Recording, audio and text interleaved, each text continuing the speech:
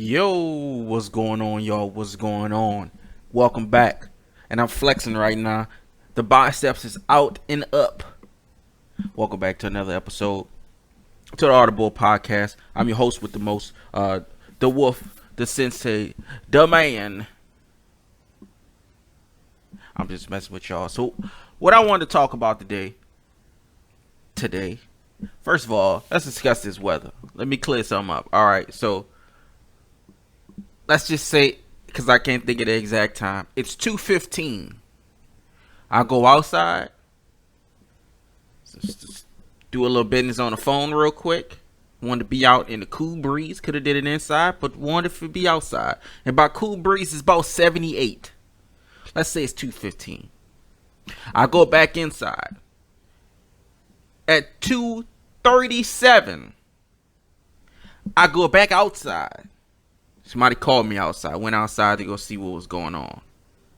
It's 55 degrees with wind and rain. In a span of a solid 20 to 30 minutes, I swear, it dropped 20 degrees outside. And the wind felt like it was 15 miles an hour. And we had just full-on hard drizzle. Hard drizzle, I mean rain that hurt. That means the wind is coming down hard. The bitch is pushing. Very disappointing weather. I don't mind the cold, but the rain mixed in with it, I don't think that's very fair. This ain't Minnesota, Chicago, one of those other places up there that get snow. Keep that far away from us. I max out at about 31 degrees. After that, I am useless. 100% useless. So what I wanted to discuss today, I want to get into a little bit of combat sports. Firstly, I want to start off with UFC. UFC has been ridiculous this year. So there's a lot of at the top of the year, UFC got to deal with ESPN. So their pay-per-view structure is a little weird to get to. You have to subscribe to ESPN Plus, and then you have to pay for pay-per-view. So but they cut the $5. It's only $5 to pay for ESPN Plus. And besides the UFC fight nights that you get, you also get the live sports. So like I watched a Raptors game one time. You can watch basketball, you can watch sports, college football. You can watch a lot of things as well. So it's not just $5 just for UFC every other week. A fight night or a fight come on. So you can use it for a lot of other things. They also have a lot of exclusive content, a lot of shows. Matter of fact, Kobe Bryant's detail about basketball. There is a Nick Saban detail, which is it's like in depth. It's like if you remember those old like sports classic films where like one dude just breaking down plays and breaking down games and breaking down people. Daniel Cormier has one for the UFC. There's one more I can't think of. I think Alex Rodriguez may have one for baseball. I'm not sure, but I'm pretty sure he has one. So you pay for that, and it cuts off the $5. Pay-per-view is typically $49.99, sometimes $59.99, but it'll knock off the $5. So more than likely you'll pay $49.99 for a pay-per-view. So it's been on fire, absolute all year. It's been a couple boring calls, but actually it's been no boring calls. It's been action on everything. I haven't seen any. I don't remember any card that's been like outright trash.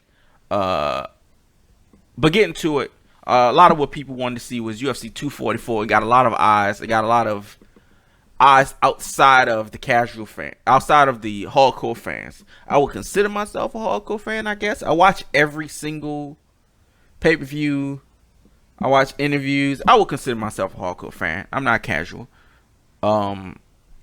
But it brought a lot of casuals in. It brought a lot of new people in with the whole thing for the BMF belt, the baddest motherfucker belt. It's a belt that they made, especially this fight between Jorge Masvidal and Nate Diaz. And one of the reasons why this fight existed is one of the reasons why I like the UFC, why I love the UFC, is because first of all, the UFC's taken away a lot of my fandom from my Panthers and my Pelicans. So I don't give a fuck as much as I used to about those teams anymore because I'm so interested in what's going to happen next in the UFC.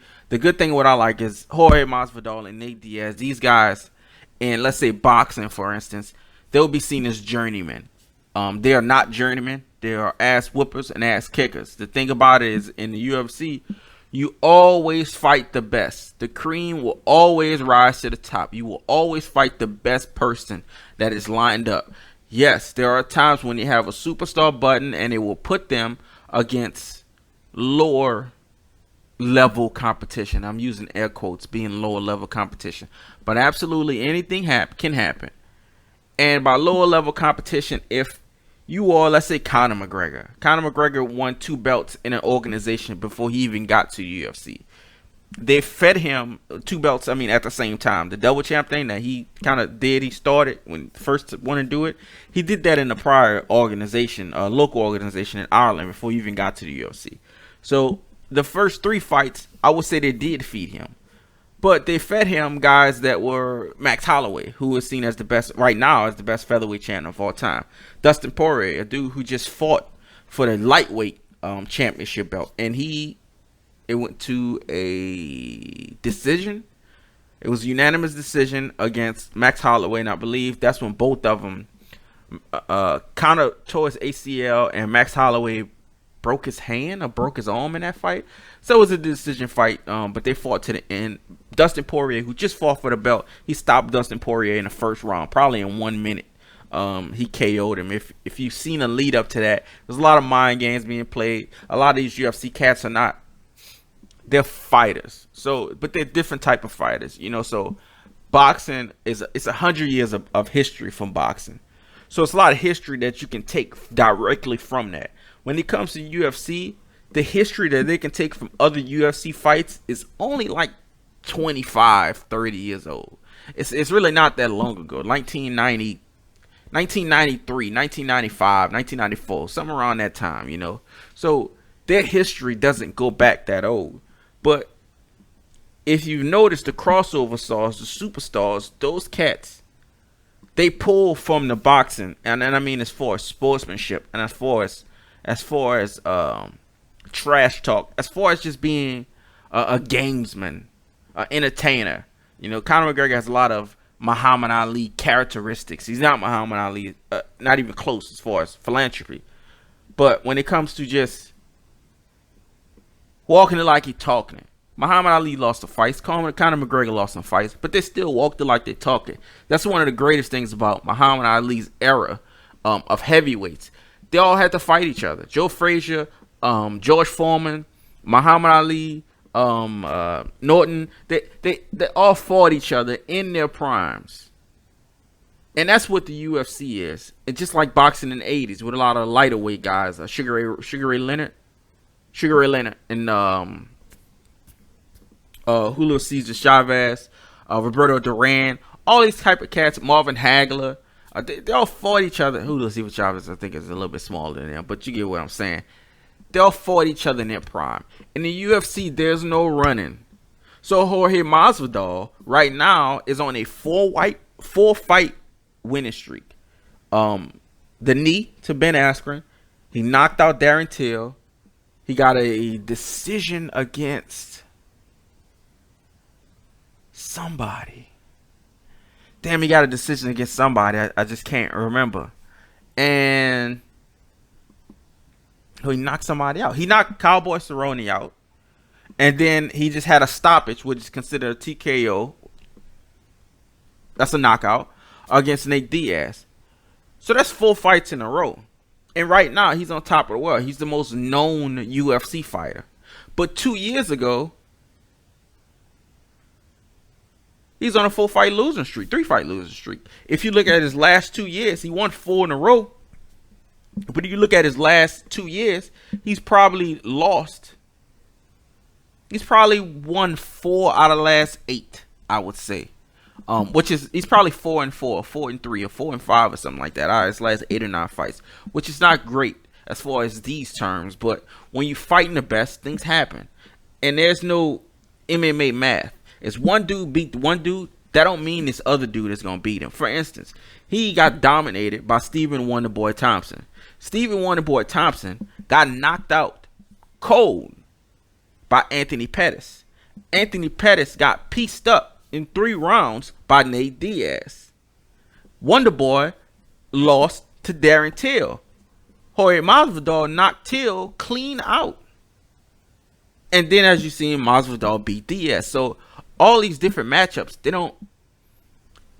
It all comes down to what happens in the ring. Everybody can give their analysis, and we can say what we think is going to happen. But this is one of the most unpredictable sports, which is why I like it so much. But a lot of things settled itself out in UFC 244, and I'm really talking up the UFC here. Somebody better cut me a goddamn check. But a lot of stuff really settled itself. So the main event we saw was Jorge Masvidal. He won that. We've already seen this. It was 2 weeks ago. But I'll go over real quick. I want to show you kind of the implications of what happens after they fight. So yeah, Jorge Masvidal, he won his fight. Calvin Gastelum, he lost to Darren Till. And Calvin Gastelum is a dude that knocked out the former champion, which is Michael Bisping. He knocked him out clean, cold, ice, with a candle on top of it. And Darren Till, as I said before, got knocked clean out by Jorge Masvidal. Now, Darren Till right now is fighting at a different weight class. He's fighting at 185 pounds. He got knocked out in his last fight against Jorge Masvidal at the 170 pounder division. But Darren Till is a big dude. He can make 205. He probably walks around at 220 pounds, 210 to 215 pounds. So this dude is cutting down weight all the way to 170. Now he's going to 180, 185. He had a solid victory against Calvin Gastelum. It wasn't a knockout. It wasn't a dominant win per se, but it was a clear win. Steve Wonderboy Thompson dominated Vicente Luque. And if you remember Vicente Luque, I know a lot of people maybe listen to this, maybe a little bit more casual. Maybe about 2 or 3 months ago, maybe 2.5 months ago, close to 3. Vicente Luque fought Mike Perry. And Mike Perry had like his nose was just mangled. Like dude from Home Alone 2, his nose was just all over the place. It was disgusting. Well, Vicente Luque is the one that did that to him. Derek Lewis lost to, he beat Ivanov and Kevin Lee with one of the best knockouts of the year against Gregor Gillespie with a crazy, crazy head kick. So what this means is that it sets up the next couple UFC. So the UFC, their ranking is a little iffy. Matter of fact, the rankings are trash. Most of the times, if you get a title shot, it's based off of how good your performances have been over the last sometimes 2 or 3 fights. If you're knocking 3 dudes clean out, and if you're brand new, then they probably bring you to one more dude who's top tier. And if you beat that dude, then you're ready for the belt. There's always, and I wouldn't call them gatekeepers, because there's a lot of people will consider Cowboy Cerrone gatekeeper, quote unquote, but he's not that, because he can beat anybody, even including the current champions at 155 or 170. If Cowboy was to fight Khabib right now, there's nobody that can tell me that Khabib would just dominate that fight. There's no way you can tell me that. If Usman fights Cowboy right now, there's no way you can tell me that Usman would just completely dominate that fight. And Cowboy's probably lost 2 or 3 in a row at this point. And he's a guy that fights 4 or 5 times a year. He continuously fights and fights and fights. So that's why I said the MMA math is just all over the fucking place. You got a guy like Michael Johnson, who's back at 155, who just lost a very close decision that most people think he won. There's a guy named Tony Ferguson who's on a 12-fight winning streak. Tony Ferguson's last loss was to Michael Johnson. Michael Johnson's probably lost 3 or 4 in a row. At this point, but he's still a very good fighter, and these things happen. So what this does is it sets up Jorge Masvidal to fight the winner of Colby Covington and Kamaru Usman. A lot of beef there. Colby has been extremely whack, extremely goofy, extremely corny with the MAGA stuff, but at the end of the day, he is a very, very, very dangerous fighter. There's nobody that can put the amount of pressure. I've never seen pressure like he puts on people. When he fought Robbie Lawler, it looked like Robbie Lawler was drawn in for 5 rounds. I mean, it wasn't even close. He probably had 300 plus punches, more than Robbie Lawler landed. And I don't think Robbie Lawler landed much, because when Robbie Lawler lands, you really fucking see it. So I didn't think he had a mark on his face. He may have had a cut or a bruise maybe somewhere, but he pretty much looked the same. And Kamaru Usman, another dominant grappler. He's a big dude, so more than likely we're gonna probably see a grappling match. I think we may end up seeing a stand-up match, to be quite honest with you, because their wrestling is both so good. I don't think they're gonna try to test each other, so I think we might see just some good piecing up on the feet. And actually, let me skip up to UFC 205. So UFC 245 is in December 14th. Yeah, December 14th. It's going to be in Vegas. The main event is Kamaru Usman against Colby Covington, both 15-1. The co-main event is Max Holloway against Alexander Volkanovski. Max Holloway, as I said earlier, he lost to Conor McGregor when at the 145-pound weight division, like he still is. But he was probably 20 years old. Conor was probably, well, Conor wasn't that much older. He was probably 24 years old, but he had more fighting experience than he did. But since then, Max Holloway's probably won 11 of the last 12. He's lost one, which is to Dustin Poirier. And then he got the Alex. So he's fighting Alexander Volkanovski. So Alexander Volkanovski is 20-1. He's a much shorter dude than Max Holloway. Max Holloway, when you see Max Holloway, who's dude from Hawaii, and he's Hawaiian to the bone. Whatever his name is, Jerome. Now, this is something I need to find out when it comes to cats from Hawaii or Samoan cats in general. What's up with the names, man? I found out that Yokozuna, everybody knows Yokozuna, the wrestler from the 90s. His name is Rodney. This Max Holloway, his name is Jerome. I know other cats, The Rock is named Dwayne. There's another dude named Tyrone. What the fuck is going on in Samoa and Hawaii? Are they like some type of black? Is this like a Samoan, Polynesian, and some black in there? Because it seems ignorant to say, oh, they're black just because of their names. But Jerome, Tyrone, Rodney. I mean, Jesus Christ. How many white dudes you know named fucking Leroy and Rodney? I know a couple, but it's a little bit more overwhelming on the other side. You would fucking say so. I don't know any white dudes named Jerome. I know a white dude named Dwayne, but that's about it. Just one. So what the fuck is going on in Hawaii? Aside from that, Alexander Volkanovski. He's a cat from Australia. He's much shorter than Max Holloway in stature, but he used to play rugby. And when he played rugby, he was 200 pounds. Now, this dude's about 5'4", so he was 200 pounds, but he was in shape, obviously, because he played rugby. Now, he fights at 145. He goes from 200 pounds to fighting at the 145-pound weight division, mostly because he's too short. It doesn't have anything to do with his power. If he was a little bit taller, he can fight at the 155-pound division. If he was a little bit taller than that, he would be able to fight at the 170-pound division. But he's fighting at 145 now because, like I said, he's making 5'3", 5'4", probably 5'7". I'm cutting him a little bit because Holloway was kind of towering over him, but it should be a good fight. Max Holloway is a volume puncher. If you saw the Diaz fight, he usually revs up a little bit. His boxing is real good. His movement is real good. Volkanovski is a power puncher. I've seen Max Holloway take shots for bigger dudes. This dude is throwing with stones. So it's a lot different. There's really nobody else in line in the 145-pound position. Maybe Yair Rodriguez, but I would still think that he needs one more fight. They should have kept Ortega out, or had Ortega. Well, Ortega and Karizami are both coming out losses, so that do make sense. But Ortega just fought for the belts. I would say Ortega should have been saved for Yair, but it is what it is. The third fight is Amanda Nunes against Jermaine Durandamy, the Iron Lady, who's a multiple-time Muay Thai world champion. I think like 14 times, I believe. Amanda Nunes, we all know she is 18-4, dropping stones.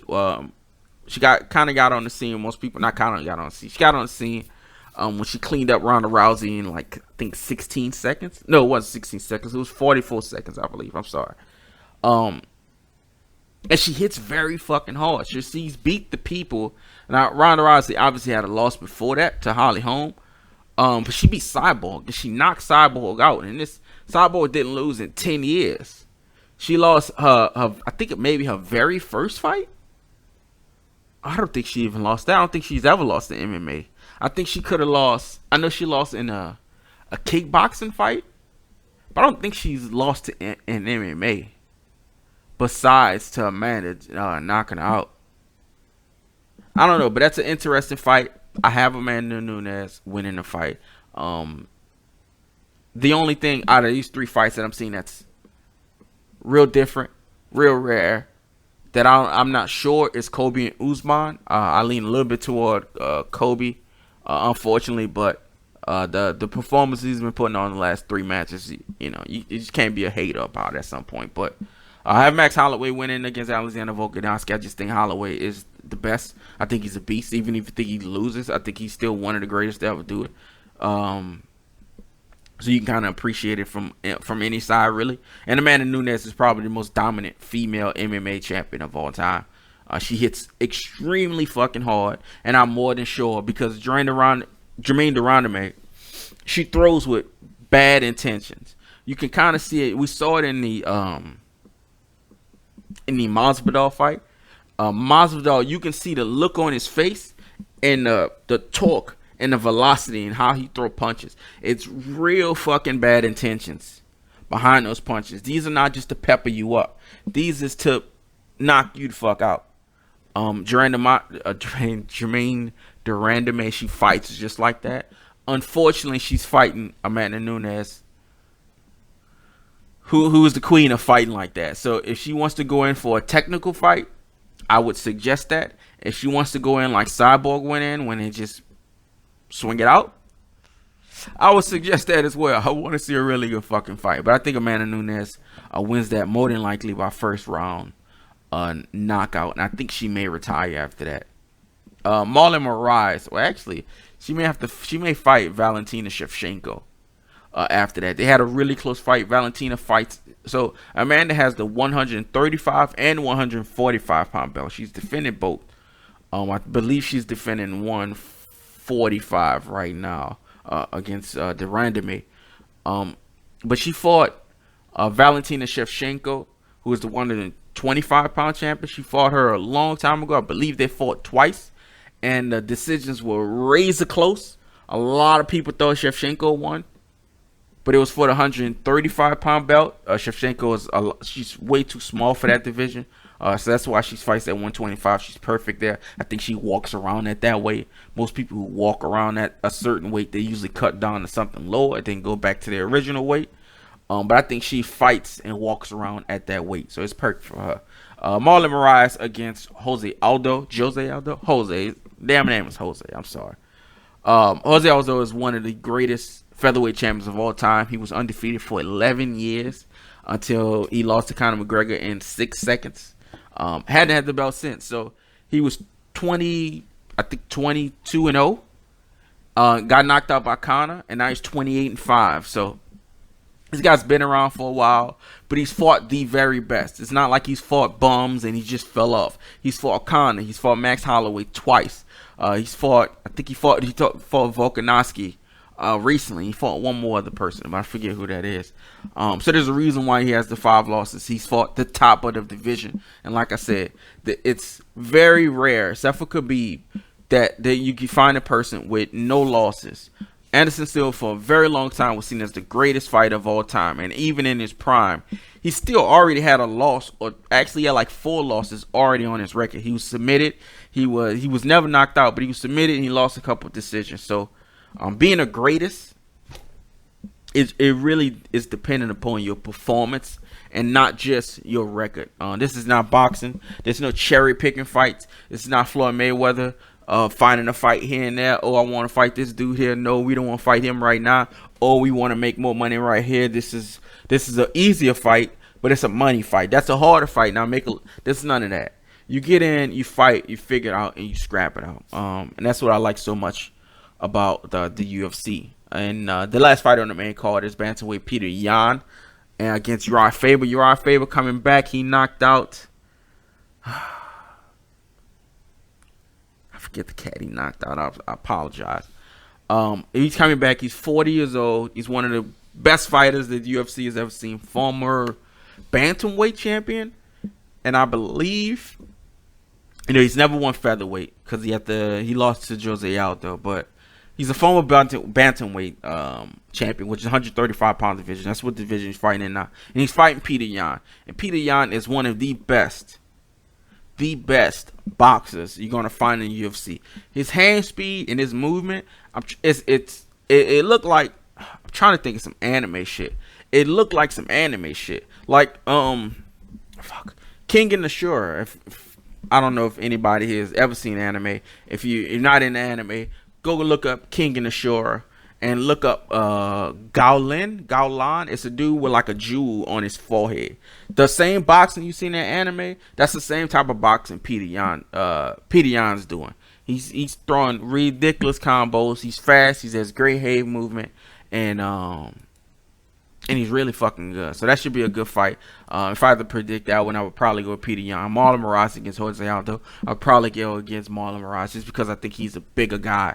Even though Jose Aldo is going down in weight from 145 to 135, I still think Marlon Moraes is the bigger dude. So Marlon Moraes just fought for the belt. He gassed out pretty much in the first round. It's his own words. He gassed out.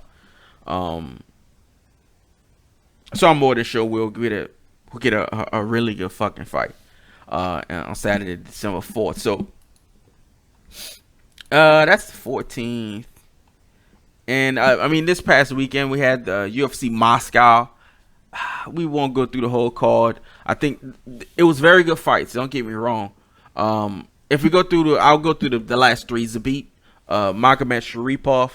He fought Calvin Kattar. I don't know how I just said that long ass name, and I just said it straight. I just believe I said it correctly. Magomed Sharipov is all his last name. His first name is Zabit, and Magomed Sharipov is 2, 4, 6, 8, 10, 12, 14, 16 letters.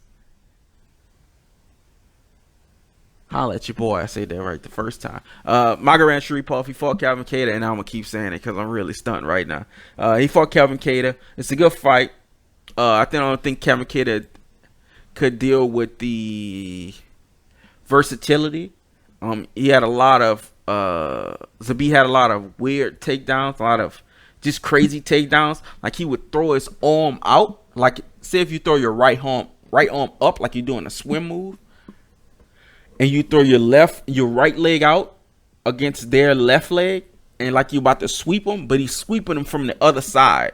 But he uses that to grab somebody's back. I can't really explain it. It's hard to see. I'll have to do a video to show what he did, but it was really crazy. And like I said, Zabit run by decision. The co-main event was Alexander Volkov against Greg Hardy.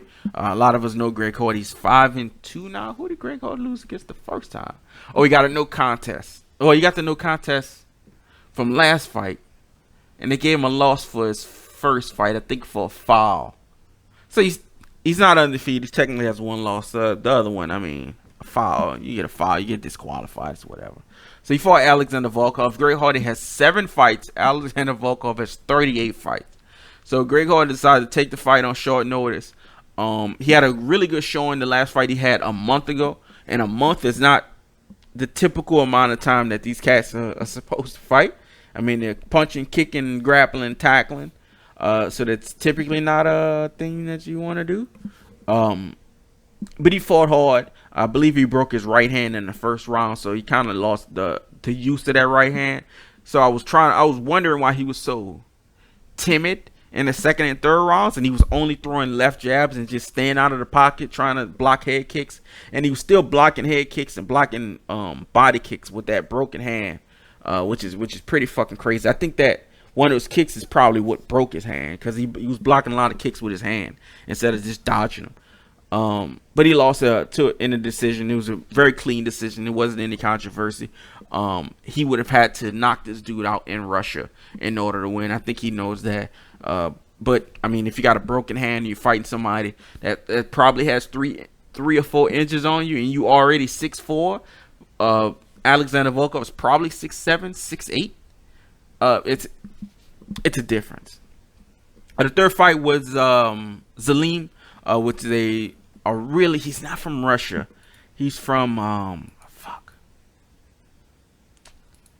He's not from Dagestan. This dude is 24. I thought he was 40. Holy shit. What is he from? He's from Russia. He's from Russia. He looks Russian, but I thought he was from just another part of Russia, like Dagestan or something like that. He has a Dagestani type of look to him. I don't know how that is, but he looks. He got knocked out by Danny Roberts with a real clean, I believe, left hook. It was real clean. It sounded off. It sounded like a metal bat hitting a baseball. He was not clean out, and it was one of the worst decisions. Not the worst decisions. It's one of the worst knockouts you're gonna see. It's pretty crazy. So a lot is gonna pan out in the next in the next 12 months. To be honest with you, going up from 135 pounds. Henry Cejudo still has the belt. He has the 125 and 135 pound belt. I'm not sure which one he wants to defend first. He's looking like he's looking for a money fight, the UFC, and also David Bermudez, who is the #1 contender for the 125 belt. They're like, hey, either you come down and defend it, or you can give it up, and we can just the two top contenders can fight for it. I don't think Henry Cejudo wants to go down to 135 again. He may have to very soon, but they may have to talk some big money to him. You know, that'll go how it goes. But the 145 pound division is it's about to get settled with Max Holloway going against Alexander Volkanovski. The 55 pound division, I'm sorry, will probably be settled in March or April with Khabib Nurmagomedov and Tony Ferguson. Tony Ferguson's on a 12 or 13 fight winning streak. It might even be 14 at this point. And I think he's the man for the job. If there's anybody that's going to defeat Khabib Nurmagomedov, who I think is 26 or 27-0, never been in a close fight at all. He's been tapped. He's been tapped twice, but he's never been like knocked down or taken down or any bullshit like that. I don't think it's. He got tapped, but he never lost his feet. He got staggly, but he's never been dropped before. He's never been dropped on his own accord. I don't think ever in the UFC. I'm more than sure he hasn't. So that'll get sorted out probably in March or April. The 170 pound belt is getting sorted out between Usman and Kobe Covington. 185 pound belt. There's a lot of you seen Stylebender Israel Adesanya. I don't know who he's going to fight next. He's supposed to fight Paulo Costa, but Paulo Costa has a bicep injury. Bicep injuries are really fucking bad, so I think he's probably gonna be on like 8 months. He had a bicep rip. So if you make a muscle, I'm if you're a damn man or woman right now, if you make a muscle, and if you look at the middle of your bicep, and you put your thumb right under that fat. Well, not fat. It depends on if you're fat or not. But if it's a little fat just from your skin, and right under that muscle, your pec muscle, just imagine that, like the connective part right there. I'm not sure if you can feel it. I can feel it on my arm. Just the connective kind of piece between your bicep and your arm. Imagine this shit ripping clean off like a pork chop. So that's what basically happened to him. It ripped up and off. It's a real gruesome injury. And that's why it typically takes 8 to 10 months to rehab. So I don't think Stylebender is going to sit out that long. It may be Yoel Romero. I think it should be Jared Cannonier. I think Jared Cannonier has done more than enough to solidify himself as the next up. I think Stylebender even sees him as somebody that's next up. He may want him to fight one more fight just because he had to go through it, just because he had to fight 5 fights. Three I wouldn't say easy at all. 3 decent ones, and then 2 or 3 hard ones against high level championship competition. So I believe Janet Cannonier would have to go through that again. The 205 pound division it should be settled real soon. It should be John Jones against Dominic Reyes. I think it should be Corey Anderson, but more than likely they'll be giving it to Dominic Reyes, just because he beat a former champion. Now Corey Anderson did beat the hype train. And if Johnny Walker would have knocked Corey Anderson out the way Corey Anderson knocked him out, Johnny Anderson would be fighting for a title.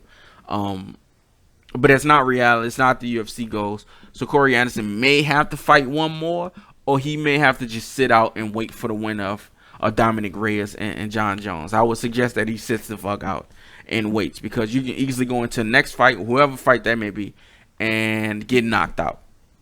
It's very easy for that to happen. It's very easy for you to lose all your title shots, implications, and your spot in the rankings.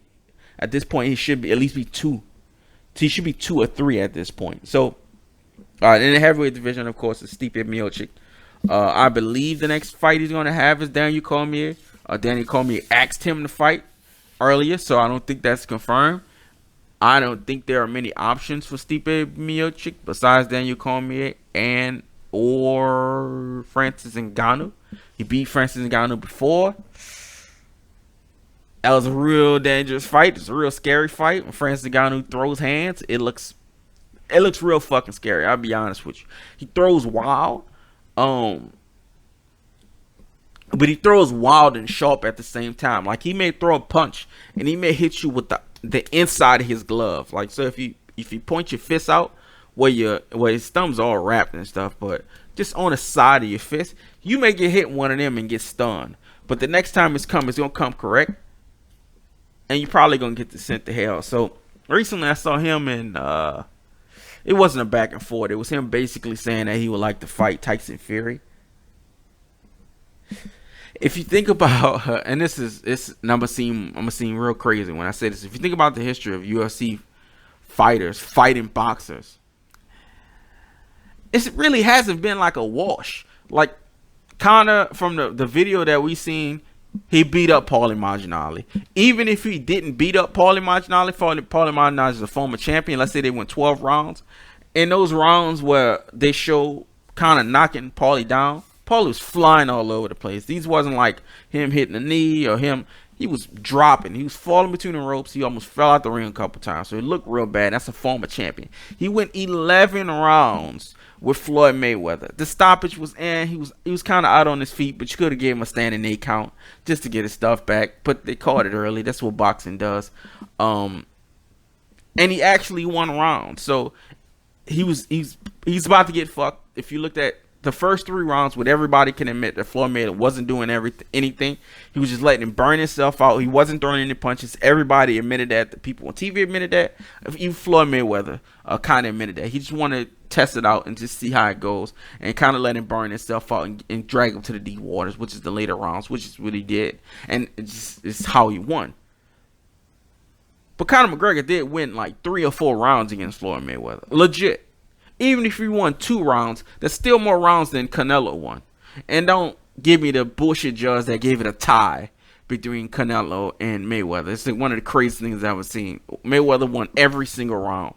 So he won more rounds against Mayweather than Canelo did. He won more rounds against Mayweather than a lot of boxers actually did. If you look at Autumn Lowball fought Paulie Malignaggi again in bare knuckle boxing. Autumn Lowball beat Paulie Malignaggi in bare knuckle boxing. Now, there's a little bit of grappling in between, but they didn't let him do that much grappling. But he did beat him in barefisted boxing, barefist boxing. So do I think Francis Ngannou can knock out Tyson Fury? Yes, I'll just say yes, because him and Deontay Wilder is not that far different. Now, of course, Deontay Wilder has a lot more actual boxing experience, but the way they throw punches, it's not that far off. I'll be honest with you, it's not that far off. Ngannou has a little bit more movement. He's a little bit more jumpy. He's a little bit more, not jumpy. I mean, he bounces, he flows. His shoulders are flowing, and he's throwing real punches. Wilder's slinging them things, and when Wilder touch you, it's lights out. If Francis Ngannou touches you, it's lights out. I would much rather see Ngannou and Wilder fight, just because it's just gonna look like some 2 Shaka Zulu motherfuckers just going at it. I don't think either one of these bouts are going to happen. I don't think Tyson Fury is going to come into MMA. I'm not sure why he's training with Darren Till. Well, he can train with Darren Till, punches and kicks, and boxing and how movement is in MMA, because of course in MMA you have to worry about people grabbing your legs. You got to worry about grappling, so he has to move a little different. He has to keep his hands down and up at the same time. You got to keep your hands down to block takedowns and block people from grabbing around your waist, getting a gripping their hands together and getting a lock around you. So he has a lot of things to worry about, and it's easy to fake a takedown and throw an overhand right on a dude that's so worried and timid about a takedown. So why he will learn that from Darren Till, I don't know. If he want to do MMA, he should be doing all grappling. He already knows how to box. He should be learning how to kick, and he should be learning how to. He shouldn't be learning how to kick. He can just box. It's forearms, gloves. He could just box. He really don't need to kick. He should be learning how to grapple and how to stop from grappling. That way, he gives himself more of a chance. But I think it would be really, really embarrassing if he got in and he had to fight a dude like Stipe Miocic, or you have to fight a dude like Daniel Cormier, or a dude like Francis Ngannou, because Francis Ngannou is not a grappler, but he just might turn into one when he comes to fighting one of the best boxers in the world. He just may turn into a grappler. So I don't think those things are going to happen. The boxing world is a little weird right now, and they got the YouTube celebrity boxing stuff that's going on. And it seems as though, I mean, they got like 1 million viewers. Some YouTube dudes that can't fight got 1 million viewers. So boxing is really in a fucking downturn right now. I don't think there's any way that the UFC will put Logan Paul in the UFC. Paul Logan, is Paul Logan, is that Tekken? It's Logan Paul Tekken. I don't know which one it is. Against KPI. I don't think any of those dudes will be fighting in Octagon. If Logan Paul was to fight in Octagon, I would assume he would be at the 170-pound division, which would be an absolute terrible division to start off with, even if you're fighting the dude that's ranked number 15. Even if you're fighting a dude that's unranked, he's going to uppercut your scalp into orbit. It's really bad. So I think that's kind of the state of boxing. This is why I don't really watch boxing that much anymore. One of the reasons I really don't watch boxing anymore is just because of the undercards. The undercards on a UFC card are all exciting. It's 3 hours for each one, 2.5, 3 hours. You're getting 5 hours of events. You're getting 5 hours of knockouts and grapples and takedowns and real heavy duty action from men and women. The women give just as much effort and have just as much action as the men do in the UFC. And that's why I really appreciate the UFC. And again, this is turning into a fucking UFC commercial. But I really like to speak about the sport. I think it's a sport that still needs to touch more eyes. I think if you're an NFL fan, you'll like the UFC. I think if you're a boxing fan, you'll like the UFC. The level of skill and competition is way higher than it was even 5 years ago, 10 years ago. It's not even close. 20 years ago, I mean, it's not even the same sport. You get a dude from 20 years ago to try to fight right now. He's getting dragged through the mud by his ears. Like, it's not even really going to be close, except for somebody like Matt Hughes or anything like that, GSP. That one 20 years ago. It was more like 10, 15 years ago. But you get what I'm saying. This week is UFC Fight Night 164. It's going to be in Brazil. It's 164.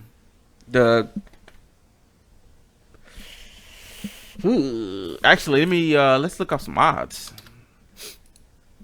The headline is the main event is Jan Blachowicz against Ronaldo Souza, Jacare Souza, the crocodile or the alligator, something like that. Alligator means if he's grabbing you, he's ripping some shit off by the time he get off you. Which is a pretty good fucking nickname if you ask me. But let's see. Let's check out some odds. Let's check out how these fights are gonna go.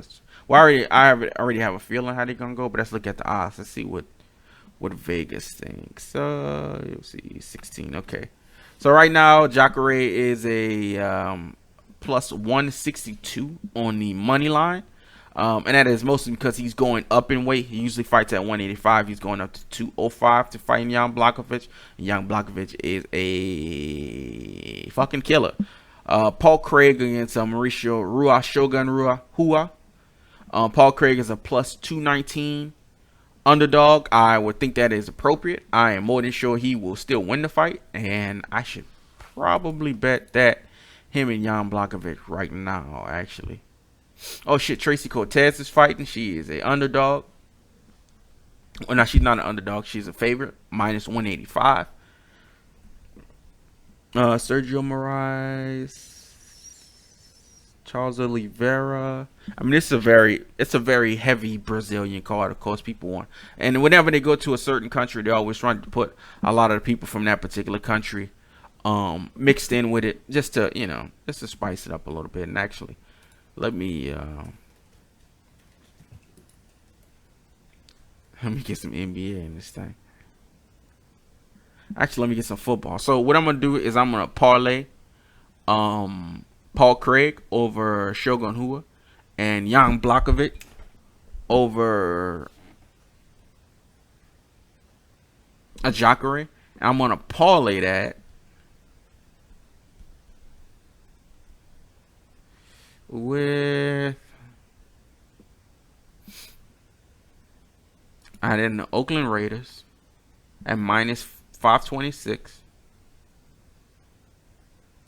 And I'll do the Kansas City Chiefs at minus 196. For whatever reason, Kansas City. Actually, let me take that. Let's leave it in there. Fuck it. Oakland is playing Cincinnati. Who cares? And for whatever reason, the Chiefs are minus 196, and it's plus 163 for the Chargers. I know they're at the Chargers, but the game is in Mexico City. I'm still not sure how the Chiefs are. It's that close. Maybe as things expand, it'll get more and more, but it's not more and more, so it's probably time to bet now. So that is all these odds on parlay in 2 fights, again with 2 games. Again, Paul Craig over Mauricio Rua, Jan Blachowicz over Jacare Souza, the Oakland Raiders over Cincinnati Bengals, and the Kansas City Chiefs over the not San Antonio Chargers, the Los Angeles Chargers.